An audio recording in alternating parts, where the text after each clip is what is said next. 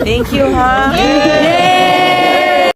Pinangungunahan ni Miss Hanilet ang pagdadasal sa harap ng pagkain at para sa kanyang anak na rin na si Kitty ang kanyang mga dasal.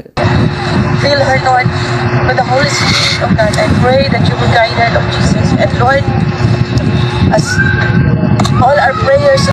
Ikinatuwa ng marami nating mga kababayan ang simpleng pakipaghalubilo ng dalaga at sarap na sarap itong kumain habang nakaupo sa maliit na upuan at nakakamay pa. Happy birthday, Day.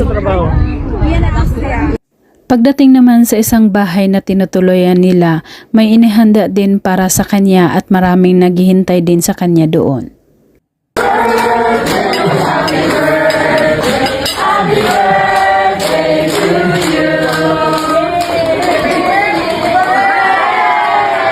May dalawang cake para sa kanya pagkatapos kantahan ng happy birthday, saka naman hinihipan ng kandila. Makikita ang saya sa mukha ni Kitty.